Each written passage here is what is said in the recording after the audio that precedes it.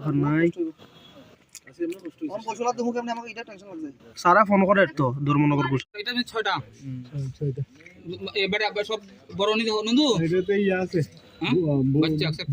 Sir আজ আপনারা কয়টা গরু আটক করেছেন?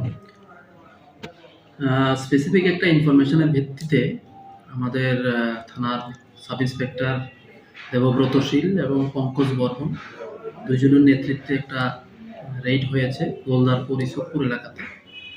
তো এখানে আমরা 2টা গাড়ি আটক করতে পেরেছি, যাতে মোট 14টা গরু দুটি গাড়িতে মোট 14টা গরু অবৈধভাবে পাচার করছে, যেগুলি আমাদের কাছে দেখে মনে হয়েছে ক্রুয়েলটি টু অ্যানিম্যাল অ্যাক্ট ওইটা লাগু হয় পশুর উপরে নির্যাতন মাফিক।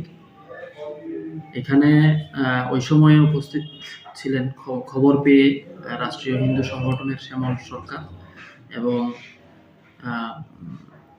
সোশ্যাল অ্যাক্টিভিস্ট কুন্তলা সিনহা বলে একজন, উনিও গেছেন। তো ওনারা কমপ্লেন দিয়েছেন এই ঘটনার পরিপ্রেক্ষিতে। শ্যামল সরকার একটা কমপ্লেন দিয়েছেন। এই অভিযোগের ভিত্তিতে আমরা একটা কেস রেজিস্ট্রি করে পুরো ঘটনার ইনভেস্টিগেশন শুরু করেছি। গাড়ির চালক কয়জন আপনারা আটক করেছেন? একটা গাড়ির চালক আমরা অ্যারেস্ট করতে সক্ষম হয়েছি, বাকি আরেকজন ড্রাইভার পলাতক। টোটাল কয়টা গরু ছিল? 14টা।